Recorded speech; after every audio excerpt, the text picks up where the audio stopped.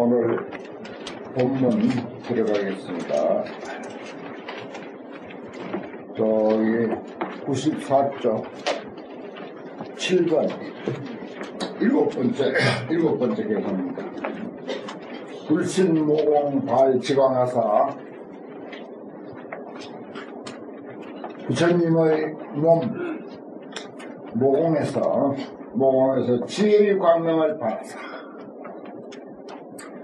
부처님의 한 말씀 한 말씀이 전부 지혜의 광명을 표현한 거죠. 지혜의 광명입니다. 그래서 일문일자가 시진불이라 부파경을 주로 이제 그렇게 이제 표현하는데, 화엄경은 뭐 더 말할 나위 없죠. 한 글자, 한 문장이나 한 글자가 모두가 참다운 부처다, 이런 표현이 있어요. 마찬가지로 이 화엄경은 한 구절 한 구절 참 깊이 새겨보고 음미해보면은 그렇게 근사할 수가 없어요. 참 이거는 부처님의 깨달음의 진수만 그대로 표현해놨다, 이렇게 이제 느낄 정도로 그렇습니다. 그래서 그것을 불신모공이라 그래요. 지혜의 광명을 바라사 기광처처 연묘하시니 그 광명이 곳곳에서 묘음을 연설하신다. 다 부처님의 지혜의 광명에서 나온 말씀이다, 이 뜻입니다. 부처님의 지혜 광명에서 나온 말씀이다. 특히 화엄경은 부처님의 지혜 광명에서 나온 것이다. 뭐 다른 경영도 마찬가지입니다만은 화엄경은 성도하시고 내일 이제 새벽인데 성도하시고 37일 21일 동안을 이 당신의 깨달음을 점검하고 다시 한번 또 되뇌어보고 내 깨달음이 완벽한가, 혹시 내가 착각한 것은 아닌가, 이런 등등 그 내용을 검토하고 또다시 검토하고, 그러면서 또 그 깨달음의 법비 선열에 젖어 있고 혼자 기뻐하기도 하고, 이것을 내 혼자 즐기고 말 것인가, 중생을 위해서 설해줘야 할 것인가, 이런 고민도 하시고 하는 그런 기간이 37일이라고 그래. 21일 동안이 된다, 그렇게 표현합니다, 불교에서. 그러다가 결국은 마음속에서 뭐 거기는 범천왕이다 이렇게 표현되어 있습니다만, 마음속에서 내 이 높은 깨달음의 경지를 설사 못 알아듣는 사람이 있다 손치더라도 또 그 가운데는 알아듣는 사람도 있다. 또 못 알아듣는 사람은 그 수준을 낮춰가지고 저 유치원생부터 가르치면 될 것이 아닌가, 이러한 그 마음속에 고민을 합니다. 그래서 내가 이렇게 어렵게 깨달은 내용을 중생을 위해서 설해야지 하고 이렇게 이제 다짐을 하게 되죠. 그래서 이제 녹야원으로 가서 오비구들에게 먼저 설법하기 시작한다. 그렇게 이제 해서 불교가 출발한 것입니다. 기광처처 연묘이라 그 방면 곳곳에서 묘음을 아름다운 음성을 연설하시니 중생문자 우해라 그 부처님의 깨달음을 통해서, 그 깨달음의 말씀을 통해서 우리는 무슨 이익이 있단 말이냐, 제운해요. 우리가 들었잖아요. 중생문자, 우리가 뭐 중생문자입니다. 중생들이 그 법문을 듣는 사람들은 제운해, 근심, 두려워할 때 근심스럽고 두려워하는 일들을 제거한다. 마음속에 이런저런 인생 문제가 조금 많습니까? 인생 문제가 보통 많은 게 아니죠. 제운해라. 근심스럽고 두려운 것을 전부 제거한다. 왜냐면 부처의 말씀은 전부 그 진리를 깨닫으시고 지혜를 깨우쳐 주는 것이기 때문에, 사실 우리는 근심하고 두렵고 하는 것도 어찌 보면은 어리석어서 그렇거든요. 그래서 지혜의 가르침을 통해서 어리석음을 제거하면 근심도 저절로 제거된다. 나이 들어서 이제 뭐 자꾸 아프고 병들고 죽음도 걱정이 되기도 하고 그럴 때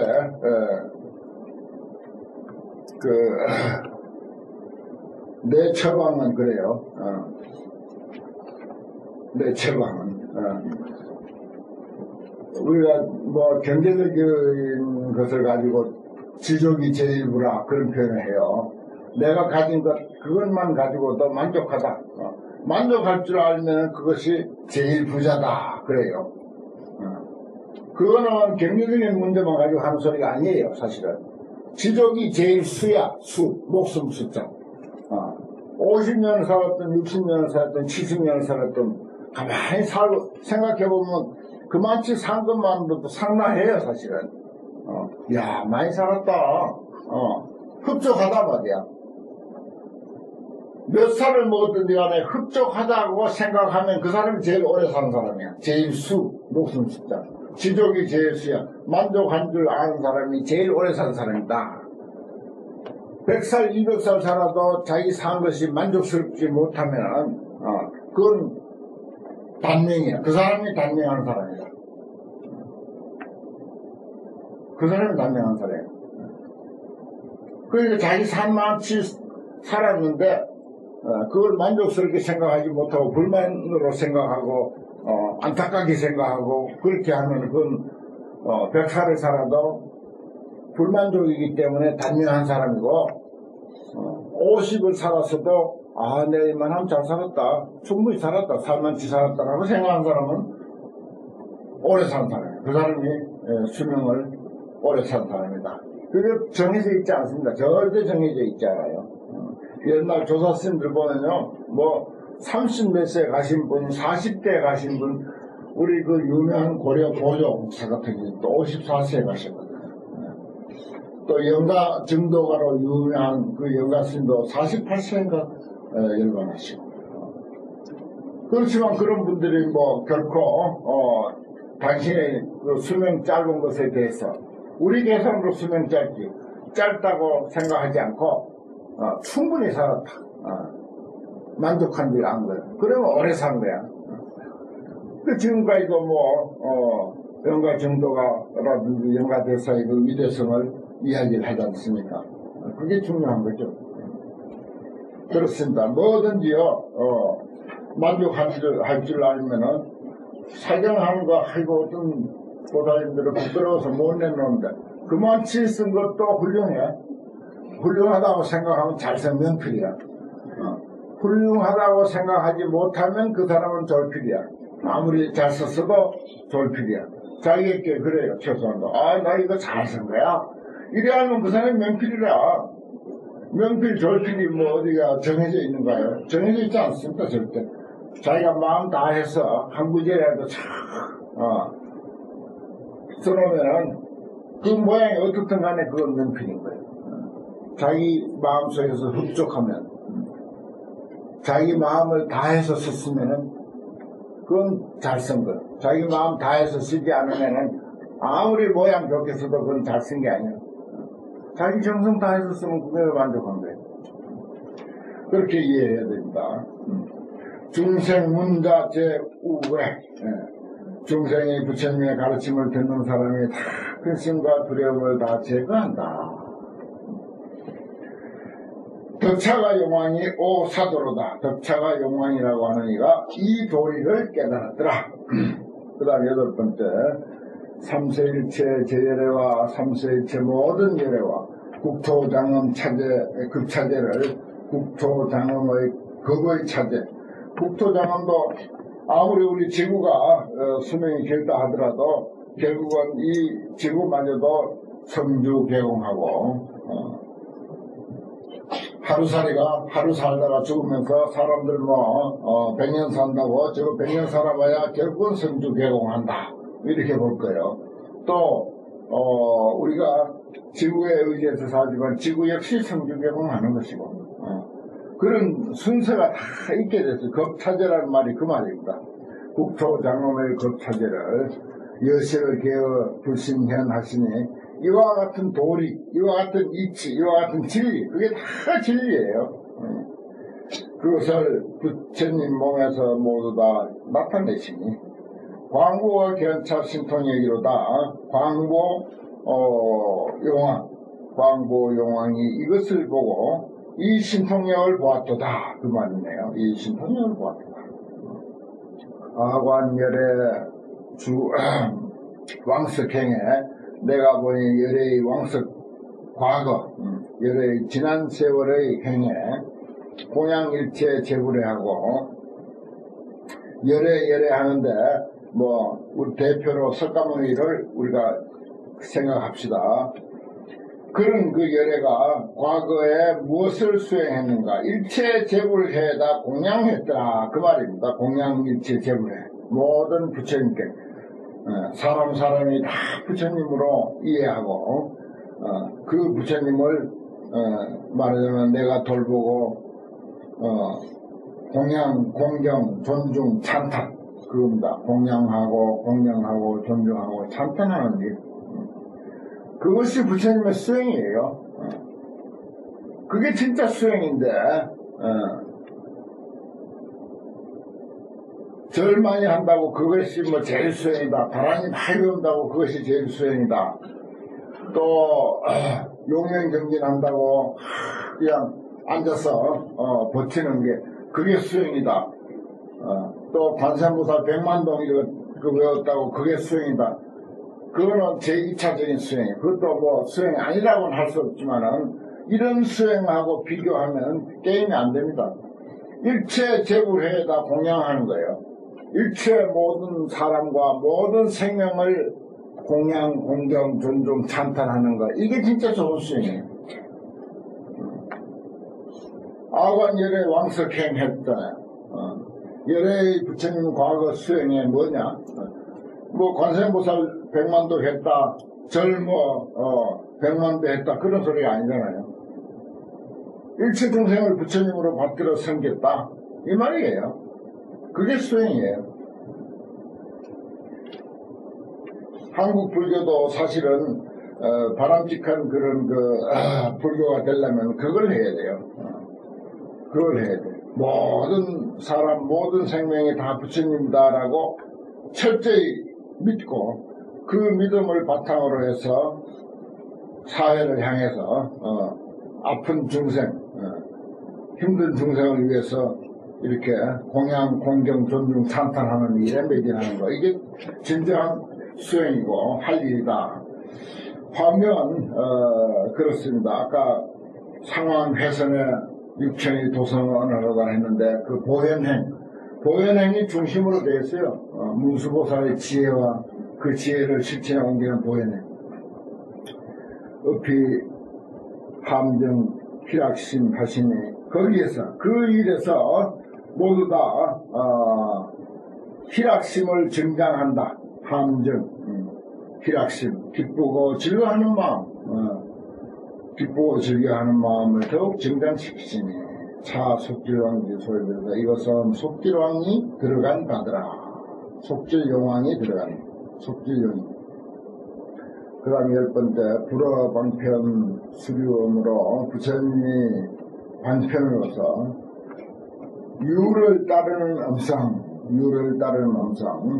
어린아이를 만나면 어린아이에 맞게 이야기하고 중고등학생을 만나면 중고등학생에게 맞게 이야기하고 노인들을 만나면 노인에게 맞게 이야기하고 지식인을 만나면 지식인에게 그 상황 따라서 그게 이제 수리원이야. 유를 따르는 음성 방편으로서 유를 따르는 음성으로서 위중설거 영환히 하시니 대중들을 위해서 설법하여 환희케 합니다.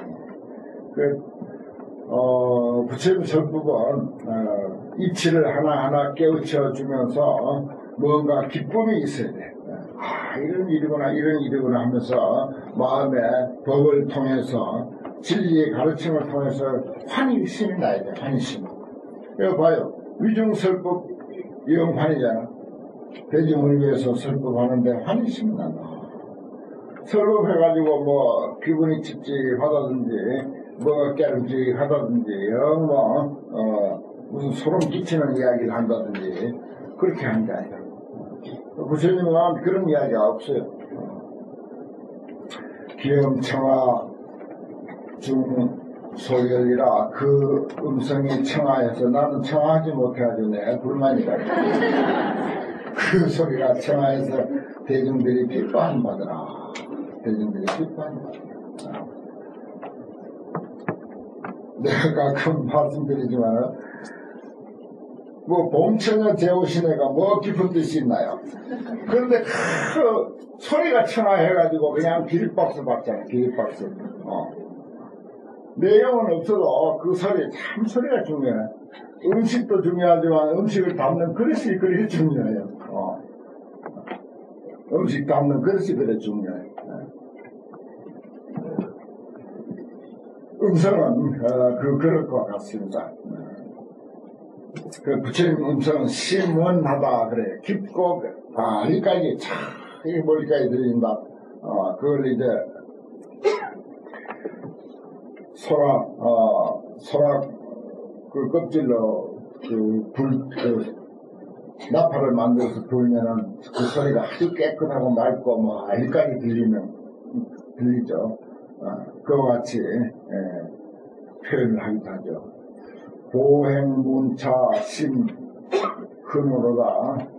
보행이 이것을 듣고 보행용왕이죠. 보행용왕이 이것을 듣고는 마음에 흔호 기뻐하고 깨달았더라. 기쁘게 깨달았더라. 중생 핍박 제유중하여 중생들의 제유중에서 핍박이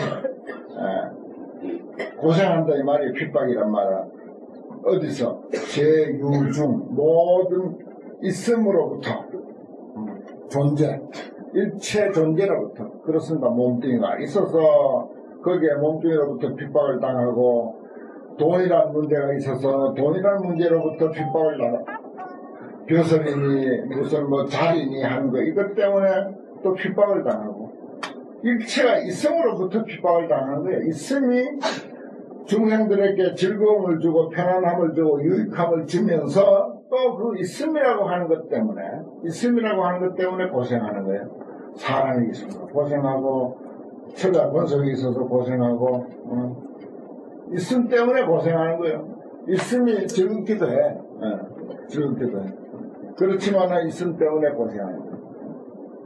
호흡, 표전, 무인구라 무인구언을 업과 그게 이제 우리가 모든 육신이 있고 육신에 딸린 모든 것이 있는 데서부터 업이 생기고 미역이 생기고 그래서 그 업폭에 표전하는 거 떠다니고 거기에 굴러다녀. 떠다니고 굴려다녀서 그 고생하는 일을 사람들이 구제할 사람이 없다. 무인구라고 하는 것은 구제할 사람이 없다. 그런데 불의대비로서 영해탈하시니 부처님이 대자비로서 해탈케 한다. 거기서 벗어나게 한다. 우리는 제유중 모든 존재 모든 있음으로부터 벗어나는 길이 있어요. 그것은 그 모든 있음의 실체를 제대로 꿰뚫어 보는 것입니다. 파악하는 거예요. 그것이 무상하다고 이해하든지 무학 실체가 없다고 이해하든지 세월이 가면 이거 다 무상하고 없어진다라고 이해하든지 간에 그런 부처님의 가르침을 통해서 해탈할 수가 있다. 그러면은 집착이 이제 가벼워지는 거죠. 우리 집착이 가벼워진다. 전부 있다고 하는 것 때문에 집착하는 것 때문에 고통의 문제가 생기는 거죠. 그리고 가지고 있더라도 아무리 많이 가졌더라도 가진 데 대한 집착이 가벼우면 아주 말하자면 그것이 해탈로 가는 거예요. 무열대용왕이 능 오차로다. 이것을 능히 깨달았더라. 그 다음에 제5회양의 야차왕이라. 야차왕의 득법이라. 야차왕중의 득법이라. 부차 비사문 야차왕은 비사문 야차왕이라고 하는 얘기는 득이 무변 방편으로 무변 끝없는 방편 구호 악중생 해탈입니다. 악중생을 구호하는 해탈은 맞다. 그렇죠. 악한 중생을 구호하려면은 보통 방편 써가지고 안 돼요. 정말 그 악중생을 구제할 때는 무슨 뭐 매로 때려야 할 중생은 매로 때리기도 하고 욕을 해서 구제할 중생에게는 욕이라도 하고 감옥에 가둬야 할 중생에게는 감옥에 가두기도 하고 그런 등등 방편, 그게 무변 방편이라 우리가 상상할 수 없는 그런 끝없는 방편으로 악한 중생을 구한다. 방편으로서인지 미워서 하면 안 되죠. 절대 미워서 하면 안 됩니다. 미운 마음으로 그렇게 하는 것은 그건 구제하기 위한, 구호하기 위한 방편이 아니죠. 내 화풀이지. 그걸 이제 분별해서 잘 알아야 되죠. 그 다음에 자제형자 차왕은 더 고관찰 중생하여 중생들을 널리 관찰해서 방편으로 구호하는 해탈문을 얻고, 그 다음에 세 번째 음지기장의 차왕. 음지기장의 차왕은 더 자일체 심리, 입자가 이게 아주 어려운 글자죠. 파리할 입자, 아주 그 깡마를 입자. 말하자면 몸이 병들거나 굶어가지고 아주 저기 아프리카에 그 못 먹고 사는 그 어린아이들 모습 들어 비치죠. 그런 모습을 이라고 그래요. 심리, 일체 아주 심하게 매우 여인 그런 악중생, 아주 힘들게 사는 중생들을 자익한다. 어떤 물질로서 도와주는 게 자익이에요. 도우고 유익하게 하는 해탈문을. 그 다음에 대지혜야 차왕은 더 칭양 일체 성공덕회. 일체 성공덕회를 칭양한다. 칭양, 일컬고 드날린다. 일컬고 드날린다. 양자가 이게 버들양자가 아니고 손수변에 있는 양자가 해야 돼요. 글자가 비슷해가지고 칭양한다. 드날린다 이 말입니다. 드러낸다. 성스러운 공덕, 부처님의 공덕이라든지 아니면은 모든 사람의 마음속에 무한한 가능성이 있다. 왜 그 가능성을, 무한한 가능성을 잊어버리고 그렇게 그 힘들게 사느냐. 어떤 사람에게도 마음만 내면은 어떤 가능성도 다 있다. 이게 성공덕이야. 사실은 성스러운 공덕을 칭양하는 거예요. 이게 중요한 거죠. 무슨 성하니까 무슨 성인, 무슨 뭐 석가나 달마나 공자나 맹자나 그런 사람을 떠올릴 것이 아니라 우리 모든 사람들에게 성스러운 공덕이 있음을 칭양한다, 드러낸다. 참 사람의 그 능력이라고 하는 것은 정말 무궁무진합니다. 정말 무궁무진해요. 그런 사례들이 얼마나 많습니까? 내가 읽은 책, 미국에 8살 땐가 이민 가가지고 체육 선수로서 꿈을 키우다가 고등학생 때 미국 대표 체육 선수가 됐어. 그러다가 연습하다가 목부터 그냥 연습하다가 뚝 떨어져가지고 목에 여기 신경이 끊어져가지고 이승복이라고 하는 사람이죠. 우리 저 아침마당에도 나오고 그랬었습니다. 여러 해쟁이에요. 그 사람이 그래가지고 미국 대표 선수, 체조 선수였는데 어느 한순간 연습하다가 툭 떨어져가지고 목에 그 신경이 딱 끊어져버렸어. 그 목이 하러 전부 완전 저신말이야. 그런 상황이 됐는데 이 사람이 한번 체조하던 사람이 무슨 뭐 공부를 많이 했나요? 별로 한 적이 없어. 운동하다가 시간 다 보냈어요. 그런데 독한 마음을 먹고 열심히 공부해가지고 의사가 됐어요. 아주 유명한 하버드 의과대학도 가고 무슨 의과대학도 가고 의과대학을 거기 이제 제대로 의사가 되려면 몇 개를 돌더라고요. 그냥 그 사람 책을 읽어보니까. 그래가지고 지금 미국에 제일 가는 재활병원이 있어요. 세계에서 제일 가는 재활병원에 아주 훌륭한 의사가 돼 있어.